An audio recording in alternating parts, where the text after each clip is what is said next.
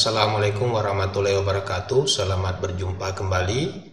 Pada pertemuan kali ini kita akan membahas mengenai pentanahan peralatan pada gardu induk. Jika kita ingat kembali pembahasan kita pada mata kuliah teknik instalasi listrik, yaitu mengenai sistem pentanahan pada pelanggan listrik, di sana kita sudah membahas bahwa tujuan dari pentanahan peralatan itu untuk memberikan aspek keamanan terhadap manusia. Tetapi pembahasan kita pada mata kuliah tersebut itu untuk jenis pentanahan yang konfigurasinya relatif sederhana. Nah, pada pertemuan kita kali ini kita akan membahas faktor-faktor apa saja yang harus kita perhatikan pada pentanahan peralatan untuk gardu induk. Kemudian di sini juga kita akan mencoba mengevaluasi pentanahan pada gardu induk. Nah, pada gardu induk sendiri konfigurasi pentanahannya itu menggunakan konfigurasi grid seperti yang ditunjukkan pada gambar di slide ini. Jadi pada konfigurasi grid itu terdapat beberapa buah rod. Jadi ini merupakan rod atau batang pentanahan dengan panjang tertentu atau ditanam pada kedalaman tertentu. Kemudian antara setiap rod ini dihubungkan dengan penghantar. Jadi ini bisa kita anggap sebagai area dari gardu induknya. Tentunya peralatan-peralatan gardu induk, terutama peralatan-peralatan sistem tenaga yang bekerja pada tegangan ekstra tinggi, itu diletakkan di dalam area konfigurasi grid ini. Nah, permukaan atas dari area pentanahan ini atau konfigurasi grid ini umumnya dilapisi dengan koral dengan ketebalan tertentu. Kemudian peralatan-peralatan yang ada pada gardu induk itu rangka atau bodinya dihubungkan ke konfigurasi grid ini. Kemudian kalau kita ingat kembali tujuan pentanahan peralatan pada pelanggan listrik yang sudah pernah kita bahas di mata kuliah teknik instalasi, salah satu tujuannya adalah agar tegangan sentuh yang timbul pada peralatan ketika terjadi gangguan itu tidak melebih dari 50 volt. Tentunya salah satu yang mempengaruhi besarnya tegangan sentuh tersebut adalah nilai resistansi dari konfigurasi pentanahan yang digunakan. Nah, sedangkan pentanahan peralatan pada gardu induk, tegangan yang diizinkan atau tegangan yang mungkin terjadi pada manusia yang berada di area gardu induk ini ketika ada gangguan, itu selain dipengaruhi oleh resistansi dari konfigurasi gridnya ini, juga dipengaruhi oleh beberapa faktor lain. Tentunya yang harus kita lakukan adalah mengevaluasi apakah tegangan yang timbul atau yang mungkin terjadi pada area pentanahan G ini itu lebih besar atau lebih kecil dari tegangan yang diizinkan. Oke, sebelum kita membandingkan tegangan yang diizinkan dan tegangan yang mungkin timbul pada pentanahan peralatan dari gardu induk, di bagian ini kita akan membahas terlebih dahulu jumlah rod yang dibutuhkan untuk sistem pentanahan grid.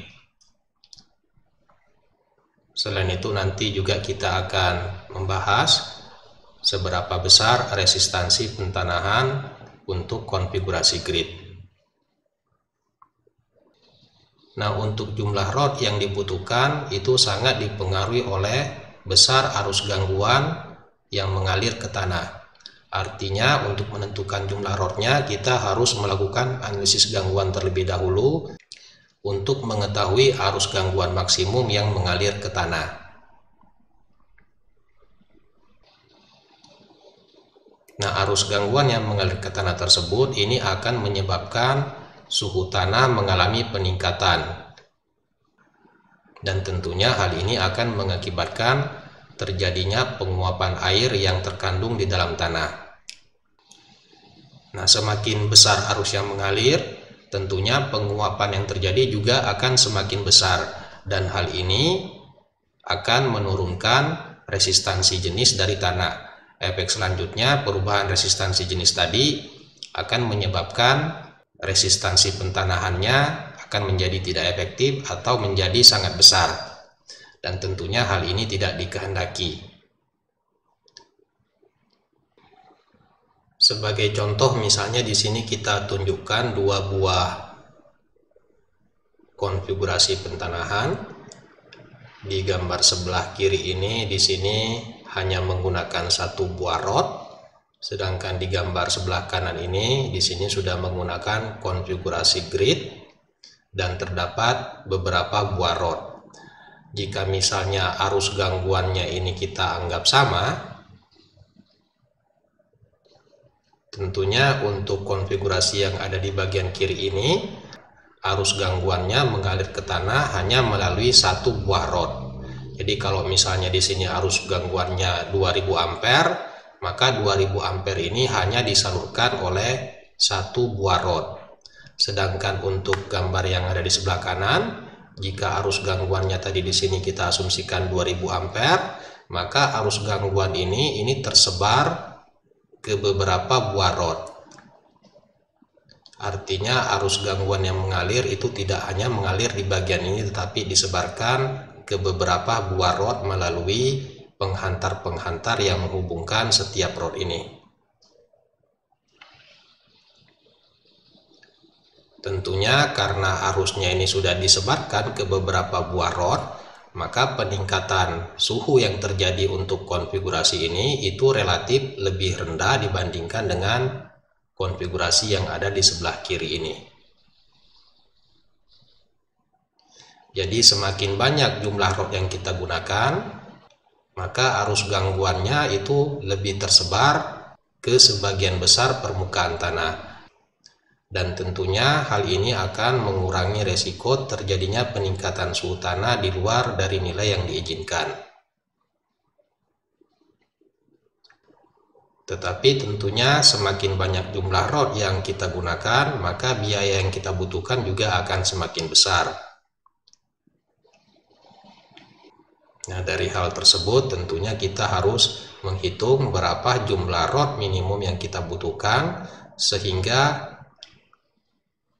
peningkatan suhu tanah bisa kita hindari dan biaya yang kita keluarkan juga tidak terlalu besar.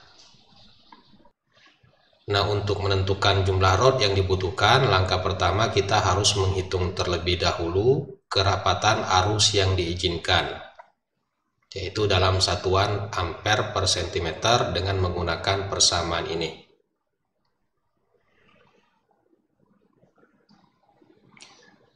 Dari persamaan ini terlihat bahwa salah satu faktor yang mempengaruhi kerapatan arus yang diizinkan adalah lama waktu gangguan.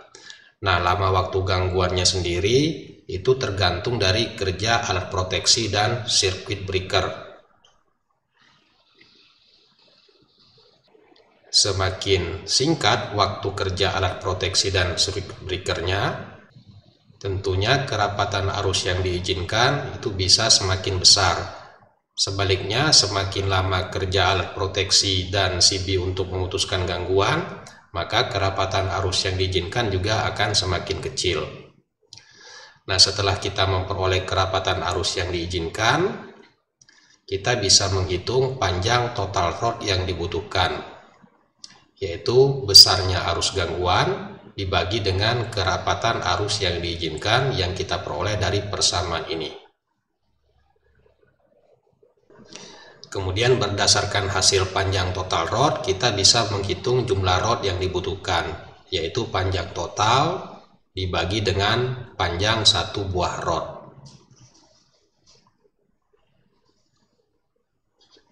Untuk lebih jelasnya, di sini ada sebuah contoh kasus. Arus gangguan satu pasak ke tanah sebesar 1200 ampere.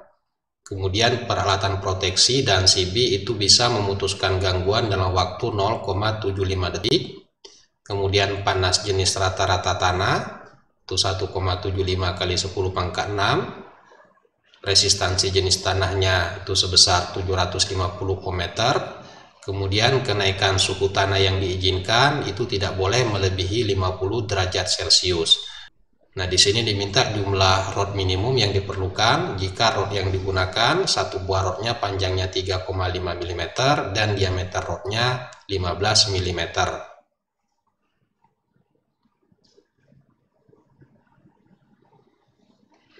Kita tuliskan terlebih dahulu data-data yang diketahui.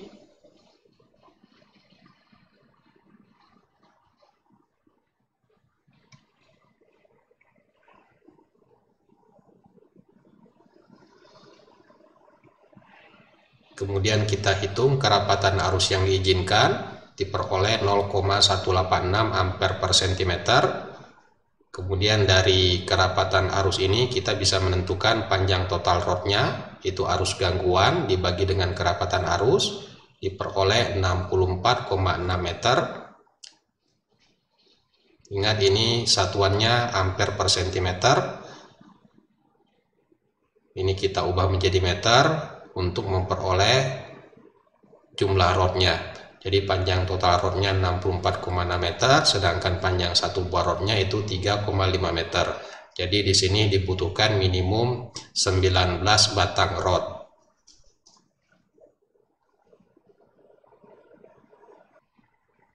Oke, jadi untuk kasus kita tadi itu dibutuhkan minimum 19 batang rod agar peningkatan suhu tanahnya itu tidak melebihi 50 derajat Celcius.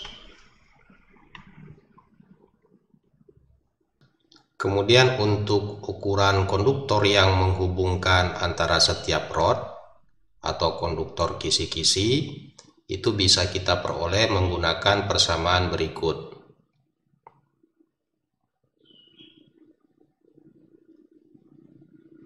Nah, luas penampang yang kita peroleh dari persamaan ini itu dalam satuan circular mils. Jadi kalau kita hendak memperoleh ukurannya dalam milimeter persegi, itu kita harus kalikan dengan faktor atau bilangan ini. I-nya sendiri ini arus gangguan, T-nya lama gangguan. Nah, nilai Tm jika konduktor yang kita gunakan itu adalah tembaga, nilai Tm-nya sebesar 1083 derajat Celcius. Sedangkan TA ini sendiri ini merupakan suhu maksimum dalam 1 tahun. Ini nilainya bisa diasumsikan sebesar 30 derajat Celcius.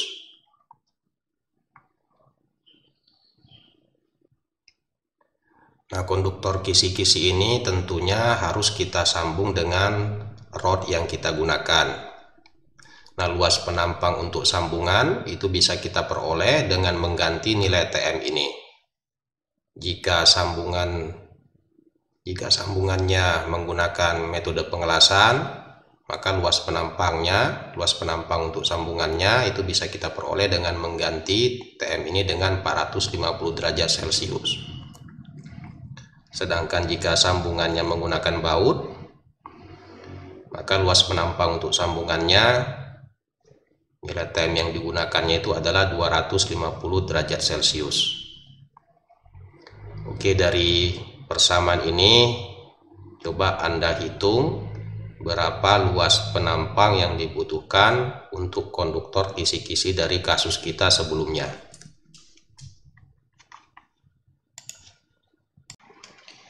Oke, selanjutnya kita akan membahas seberapa besar resistansi pentanahan dari konfigurasi pentanahan menggunakan sistem grid. Nah, resistansi pentanahan untuk sistem grid itu bisa kita peroleh menggunakan persamaan ini. Jadi resistansi pentanahannya itu adalah Rho per 4R ditambah dengan Rho per L. Rho-nya ini sendiri tentunya merupakan resistansi jenis dari tanah. Kemudian L ini merupakan panjang total konduktor untuk grid dan batang pentanahan. Jadi ini merupakan panjang total dari rod. Demikian juga kita jumlahkan dengan konduktor yang menghubungkan setiap rod yang ada pada sistem grid ini. Kemudian R-nya di sini ini merupakan jari-jari ekivalen dari daerah pentanahan. Nah, untuk memperoleh jari-jari ekuivalennya ini, luas area pentanahannya ini kita hitung terlebih dahulu. Kemudian dari luas areanya ini kita anggap luas areanya ini merupakan luas lingkaran. Nah, dari luas lingkaran tersebut kita bisa menghitung jari-jari ekuivalen dari daerah pentanahannya. Sebagai contoh kasus di sini diberikan pentanahan menggunakan konfigurasi grid, di mana luas areanya itu 35 meter kali dengan 25 meter. Kemudian resistansi jenis tanahnya 750 ohm meter, dan panjang untuk satu batang rod itu sebesar 3,5 meter. Nah, jumlah rodnya sendiri kalau kita perhatikan di gambar ini jumlah rodnya itu sebanyak 32 batang rod. Jadi untuk panjang total rodnya itu 32 kali 3,5 meter. Kemudian kita jumlahkan juga untuk panjang dari konduktor-konduktor yang digunakan yang menghubungkan setiap rod ini.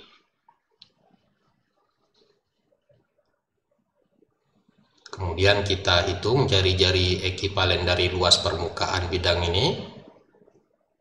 Nah, kalau kita selesaikan, maka kita akan memperoleh resistansi pentanahannya itu sekitar 12,7 ohm. Oke, kita lanjutkan dengan evaluasi pentanahan pada gardu induk. Evaluasi di sini tujuannya adalah kita hendak mengetahui bagaimana tegangan yang timbul pada daerah pentanahan ini dengan tegangan yang diizinkan. Nah, jika seandainya terjadi gangguan satu pasak ke tanah, arus gangguan yang mengalir itu akan menyebar ke setiap permukaan tanah.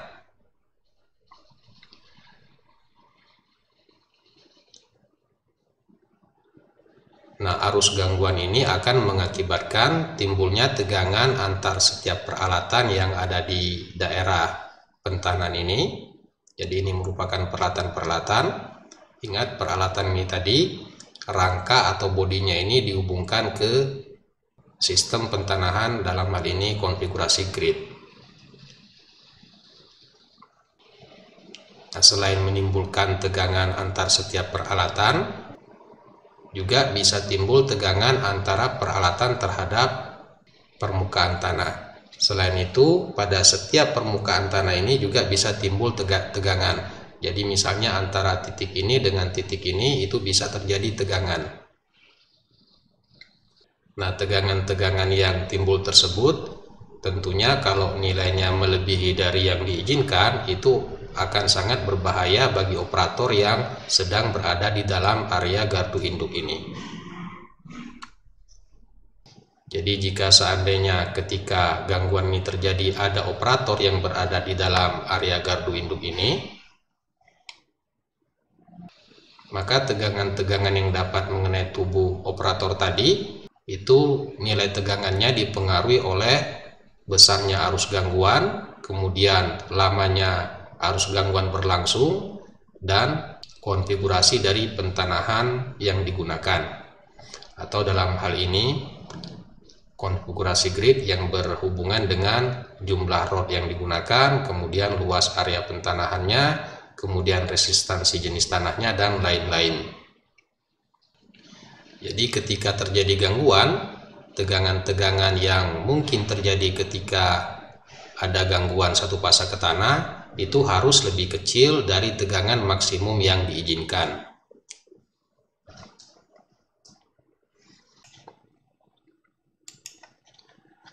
Nah, sekarang berapa tegangan maksimum yang diizinkan? Nah, tegangan maksimum ini dipengaruhi oleh yang pertama arus fibrilasi. Arus fibrilasi ini maksudnya arus yang bisa menyebabkan pingsan bahkan kematian. Dan nilai arus fibrilasi ini dipengaruhi oleh berat badan dan waktu kejut. Waktu kejutnya di sini tersendiri itu tentunya dipengaruhi oleh waktu kerja alat proteksi. Semakin cepat alat proteksi bekerja untuk memutuskan arus gangguan, maka waktu kejutnya itu juga akan semakin singkat. Nah, persamaan ini adalah arus fibrilasi untuk berat badan sebesar 50 kg, sedangkan yang ini arus fibrilasi untuk berat badan sebesar 70 kg.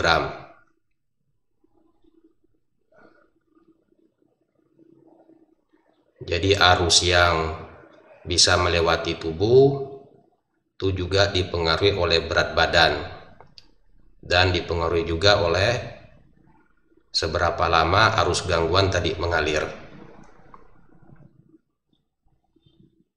Tentunya semakin lama arus gangguannya mengalir atau semakin lama kerja alat proteksi, maka arus fibrilasi yang diizinkan melalui tubuh itu akan semakin kecil.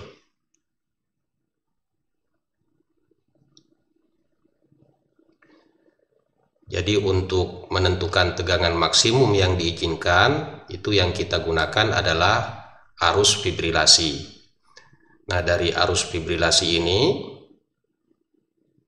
kemudian dengan menggunakan resistansi jenis tanah, resistansi tubuh, dalam hal ini badan atau kaki, kita bisa menentukan berapa nilai tegangan maksimum yang diizinkan yang masih aman bagi manusia. Nah, untuk pembahasan detail cara memperoleh tegangan maksimum ini silakan Anda baca di lampiran 1. Nah, di sini kita hanya akan langsung memberikan persamaan tegangan maksimum yang diizinkan. Nah, tegangan maksimum yang diizinkan yang pertama itu adalah tegangan sentuh. Jadi jika pada suatu gardu ada gangguan yang melibatkan tanah, kemudian operator memegang peralatan, maka tegangan pada tubuh manusia ini atau tubuh operator ini itu tidak boleh melebihi dari nilai yang diberikan oleh persamaan ini. Dan ini untuk berat badan 50 kg. Tentunya untuk berat badan 70 kg, bagian ini bisa kita ganti dengan nilai pada slide sebelumnya tadi.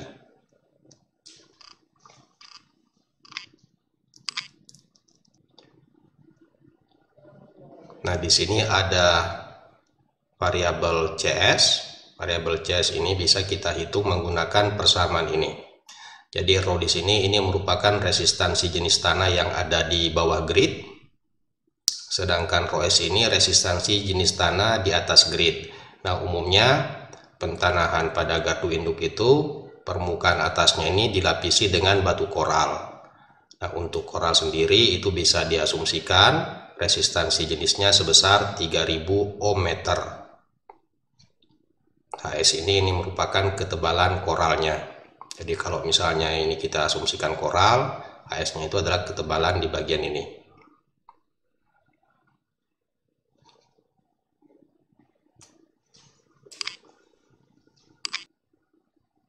Kemudian tegangan maksimum berikutnya yang berhubungan dengan tegangan langka. Nah, tegangan langka ini maksudnya adalah tegangan yang terjadi di antara kaki-kaki operator yang berada di dalam gardu induk ketika terjadi gangguan. Jadi tegangan antara kaki yang belakang dengan kaki depan ini tidak boleh melebihi nilai tertentu, yaitu diberikan oleh persamaan ini.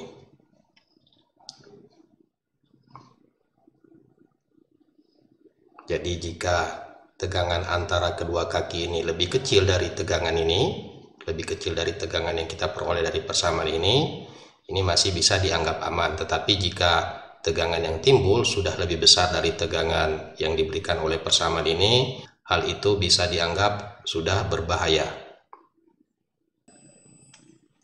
Nah, konstanta CS-nya sendiri atau variabel CS ini bisa kita hitung sesuai dengan persamaan pada slide sebelumnya tadi. Oke, jadi kalau kita simpulkan, tegangan sentuh maksimum maupun tegangan langkah maksimum yang diizinkan atau yang aman bagi manusia itu dipengaruhi oleh seberapa besar arus fibrilasi yang diizinkan mengalir.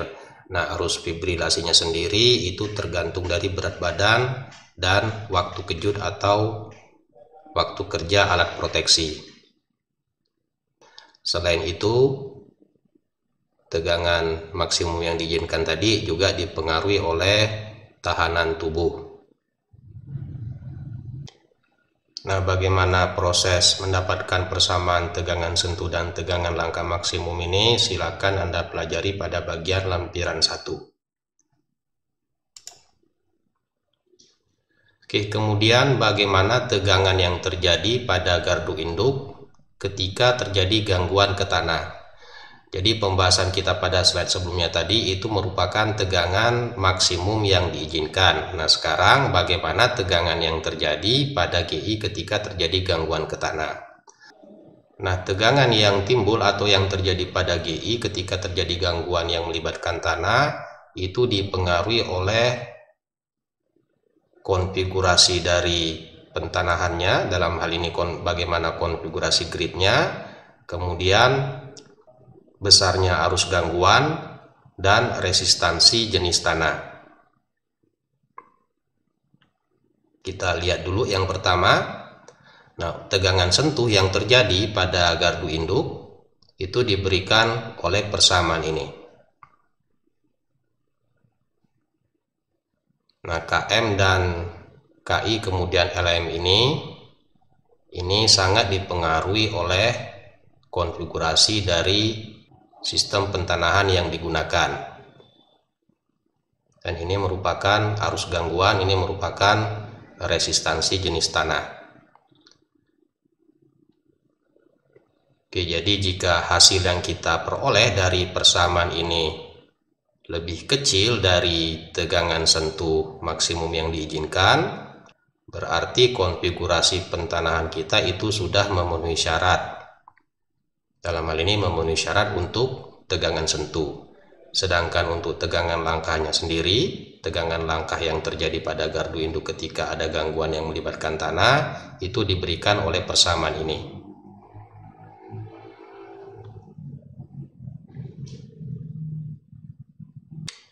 Nah, bagaimana perhitungan konstanta KM, KI, LM, KS, dan LS? Ini silahkan Anda lihat di bagian lampiran 2. Jadi konstanta-konstanta ini dihitung berdasarkan konfigurasi grid dari pentanahan yang digunakan. Kemudian hal lain yang harus kita perhatikan, bagaimana kenaikan potensial tanah akibat adanya gangguan pada gardu induk. Nah, kenaikan potensial tanah ini bisa kita hitung berdasarkan persamaan ini. Dan ini merupakan resistansi ekivalen dari sistem pentanahan atau konfigurasi grid yang digunakan. Jadi ketika pada gardu induk terjadi gangguan yang melibatkan tanah, maka bagian permukaan tanah yang ada pada area gardu induk tadi itu potensialnya akan mengalami kenaikan. Artinya potensial di area gardu induk tadi itu lebih besar dibandingkan dengan bagian-bagian tanah yang ada di luar area dari gardu induknya.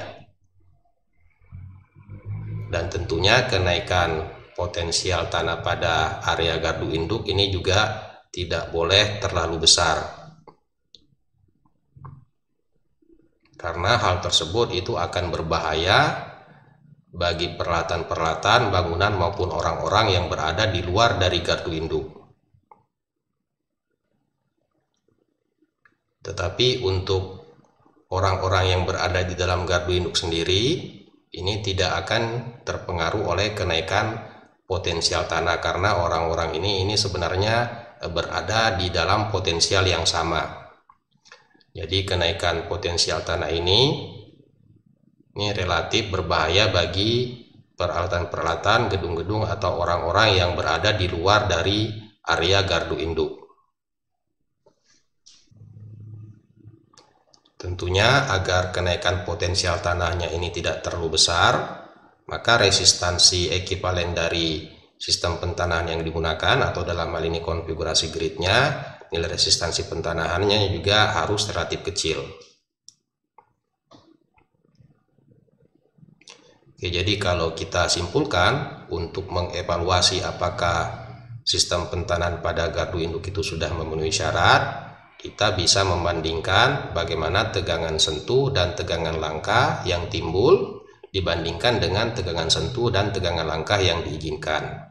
Jika tegangan sentuh dan tegangan langkah yang timbul itu lebih kecil dari yang diizinkan, berarti konfigurasi atau sistem pentanahannya telah memenuhi syarat.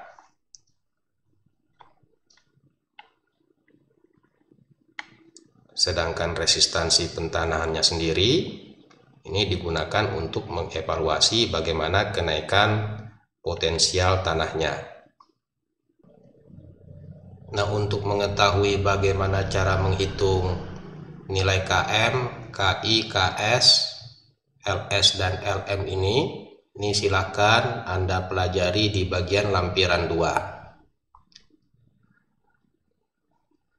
Oke, supaya lebih jelas di sini kita akan menyelesaikan sebuah kasus. Kita lihat dulu data-data yang diketahui. Resistansi jenis tanah di bawah grid itu sebesar 750 ohm meter. Ingat tadi pada pentanahan gardu induk, gridnya itu ditanam di bawah koral. Nah, bagian jenis tanah ini atau resistansi jenis tanah ini adalah bagian-bagian tanah yang ada di bawah gridnya. Di atas gridnya sendiri itu merupakan lapisan koral. Kemudian resistansi jenis tanah di atas grid, dalam hal ini koral, itu 3000 ohm meter dengan ketebalan 0,3 meter. Kedalaman penanaman konduktornya atau gridnya itu sebesar 0,3 meter, berarti sama dengan ketebalan dari koralnya. Kemudian diameter konduktor grid yang digunakan 0,016 meter. Luas penampang konduktor gridnya 200,96 mm persegi.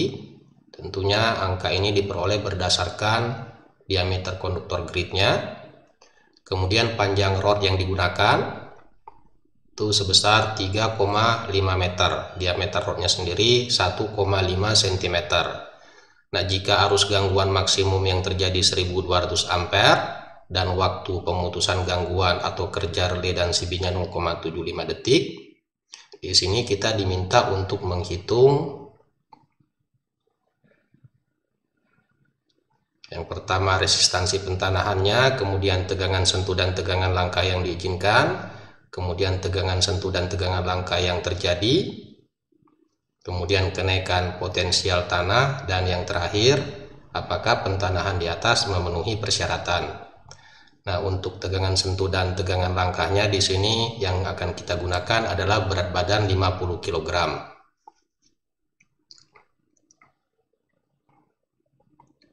Oke, jadi pada kasus tadi poin pertama yang diminta adalah resistansi ekivalen dari sistem pentanahannya atau konfigurasi grid seperti yang ditunjukkan pada gambar ini. Jadi konfigurasi gridnya di sini di setiap pertemuan kisi-kisi konduktornya ini terdapat rod yang ditanam ke dalam tanah. Area dari gardu induknya sendiri 35 meter kali 25 meter. Nah, untuk perhitungan resistansinya ini sama seperti kasus kita sebelumnya. Nah, untuk kasus tadi nilai rho-nya 750 ohm meter.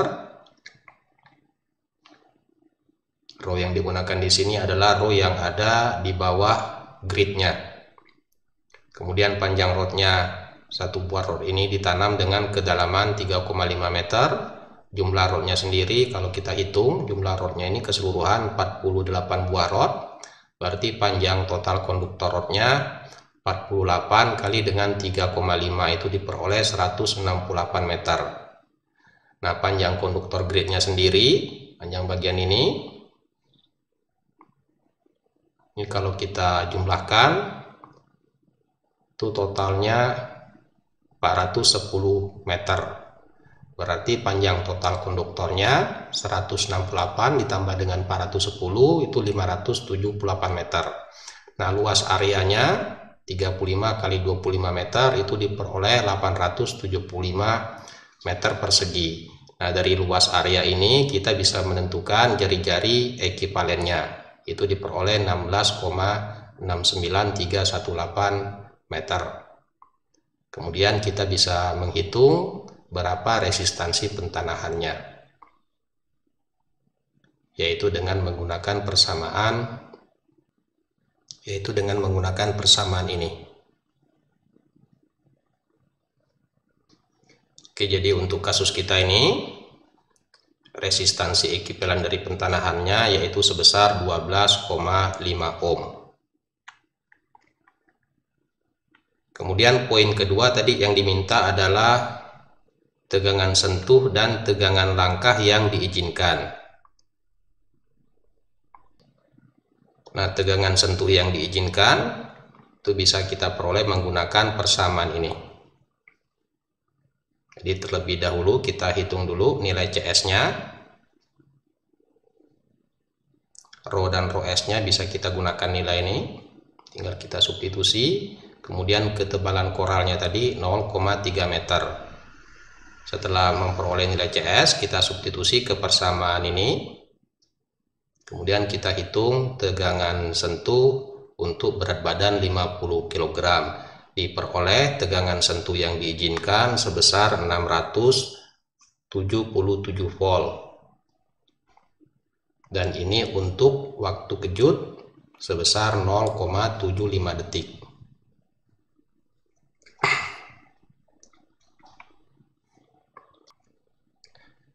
Kemudian bagaimana dengan tegangan langkah yang diizinkan?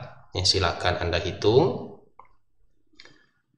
Nah, untuk kasus ini dalam mengevaluasi apakah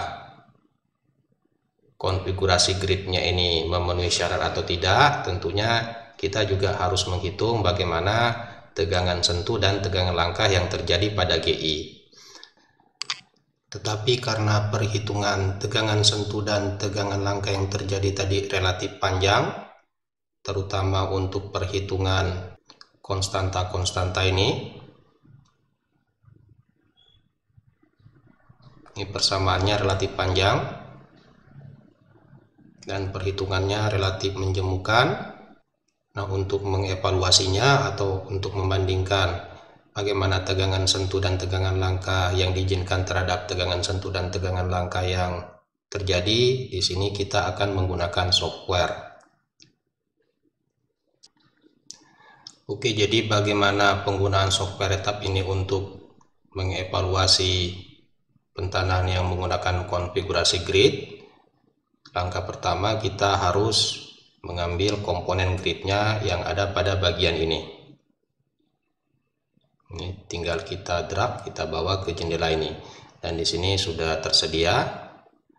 Setelah itu kita masuk ke jendela gridnya, double klik di sini.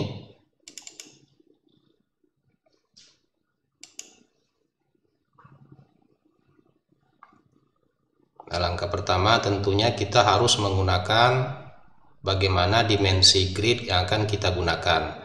Nah, dimensinya itu diberikan pada bagian ini. Nah, untuk kasus kita tadi itu merupakan atau dimensinya itu merupakan persegi panjang.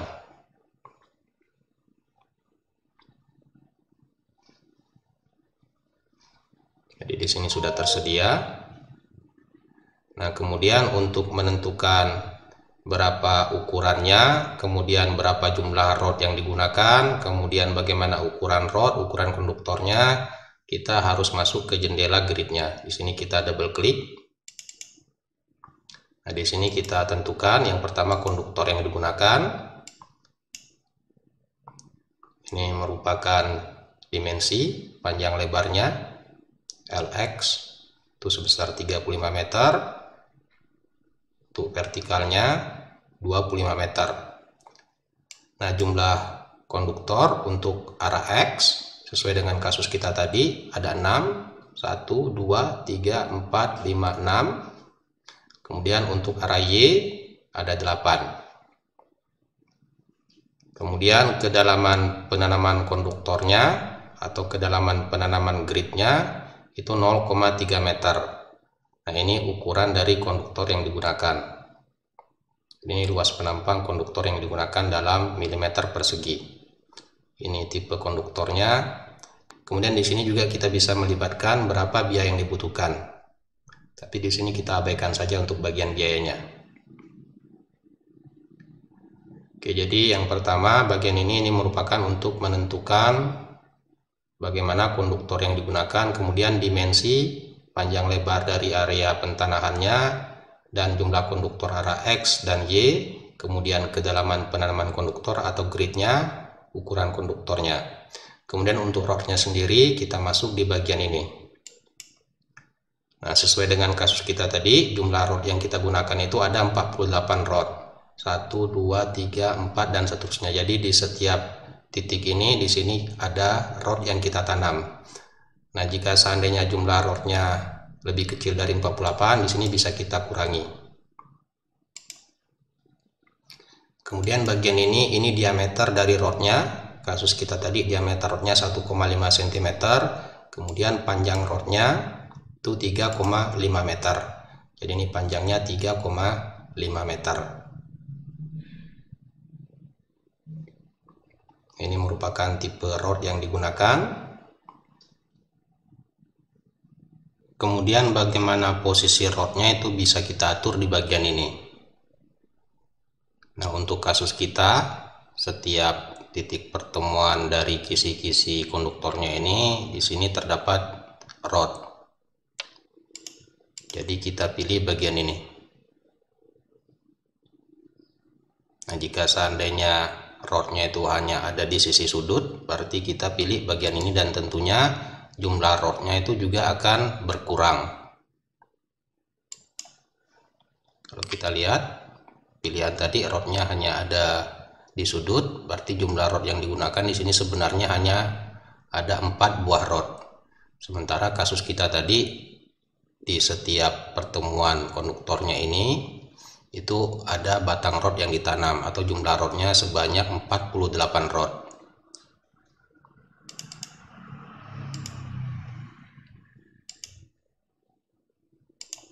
Oke, setelah kita memasukkan data konduktor dan rodnya, langkah berikutnya kita menginput data resistansi jenis tanahnya. Nah, resistansi jenis tanahnya itu diberikan di bagian ini. Di sini bisa kita double klik, soil editor. Nah, sesuai dengan kasus kita tadi, untuk bagian atas ini merupakan batu koral, kita bisa menggunakan material ini. Kemudian kita inputkan resistansi jenisnya. Untuk batu koral tadi, resistansi jenis pada kasus kita tadi yaitu 3000 ohm meter, dan ini kedalamannya atau tebalnya sebesar 0,3 meter. Jadi dari konduktor-konduktor grid ini ke bagian permukaan atas ini merupakan batu koral dengan ketebalan 0,3 meter. Kemudian di software ini juga diberikan kemungkinan-kemungkinan jika seandainya bagian tanah yang ada di lapisan atas dan bagian-bagian lapisan bawah ini ternyata jenis tanahnya berbeda, dan itu bisa kita atur jenis tanahnya di bagian ini. Tetapi untuk kasus kita ini kita anggap jenis tanah atau resistansi jenis tanah yang ada di bagian bawah gridnya ini kita anggap sama, yaitu dengan resistansi jenis sebesar 750 ohm meter.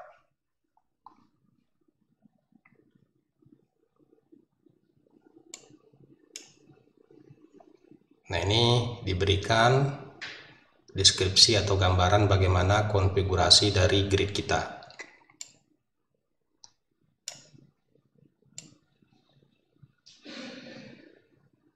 Jadi di sini terlihat bahwa di setiap titik ini, di sini terdapat rod yang ditanam ke dalam tanah, karena tadi ini jumlahnya sebanyak 40 batang rod.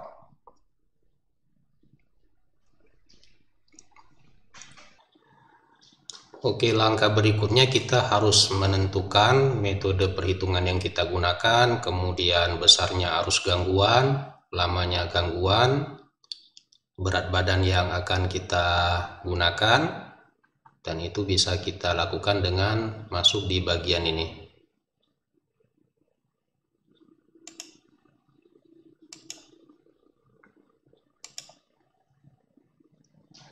Oke, kita mulai dulu untuk berat badannya. Kasus kita tadi yang diminta untuk berat badan 50 kg.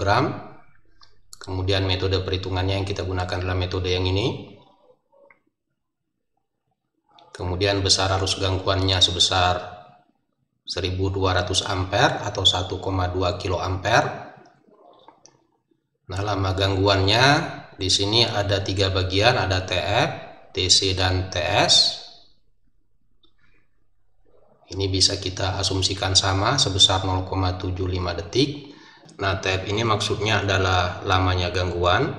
Kemudian TS ini adalah shock duration atau lamanya waktu kejut. Kemudian TC ini berhubungan dengan ukuran konduktor. Nah, di sini kita bisa asumsikan sama.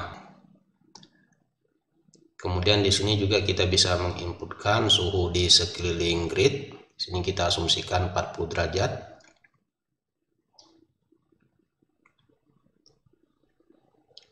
Nah, setelah semua data-data kita inputkan, langkah berikutnya kita melakukan perhitungan. Nah, untuk mengevaluasinya atau untuk melakukan perhitungannya itu ada pada bagian ini. Oke, kita lihat bagaimana hasilnya.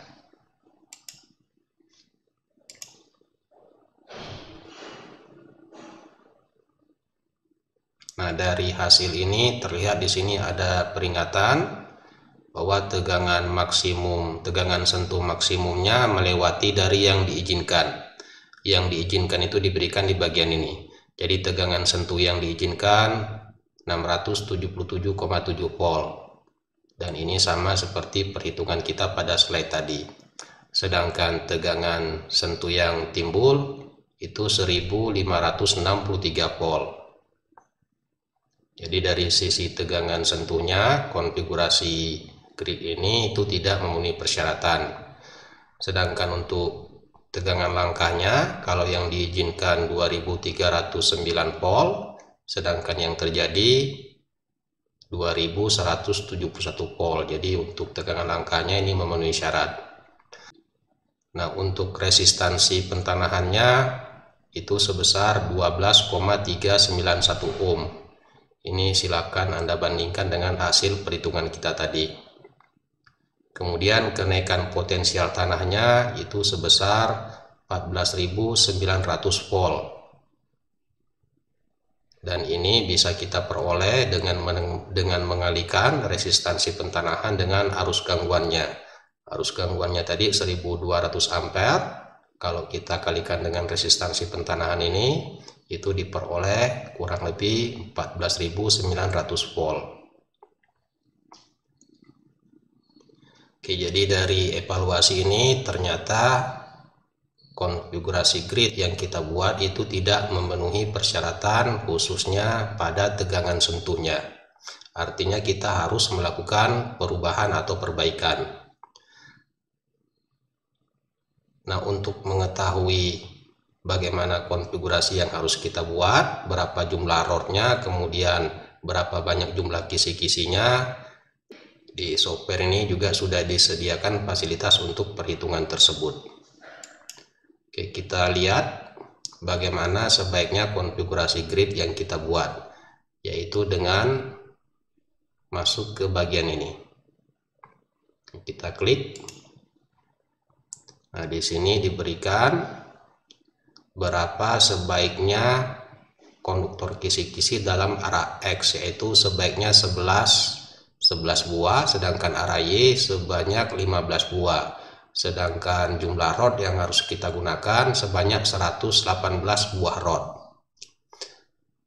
Jadi jika konfigurasi yang kita gunakan sesuai dengan yang diberikan pada bagian ini, maka tegangan sentuh maupun tegangan langkahnya, tegangan sentuh dan tegangan yang timbul, itu sama-sama memenuhi syarat, yaitu lebih kecil dari yang diizinkan.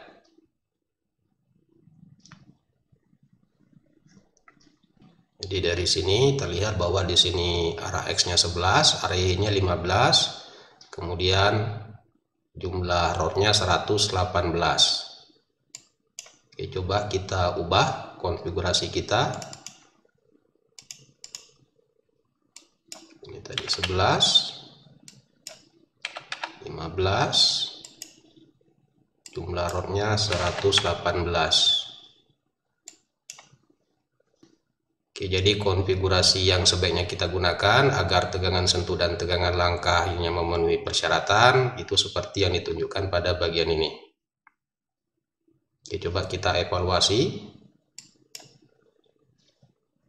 Nah, dari hasil ini terlihat bahwa dengan menggunakan konfigurasi seperti yang ditunjukkan pada gambar ini, itu tegangan sentuh dan tegangan langkah yang terjadi itu sudah lebih kecil dari tegangan sentuh dan tegangan langkah maksimum yang diizinkan.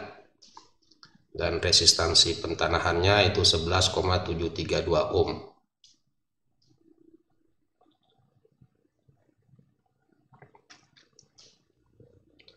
Oke, demikian pembahasan kita mengenai evaluasi pentanahan gardu induk.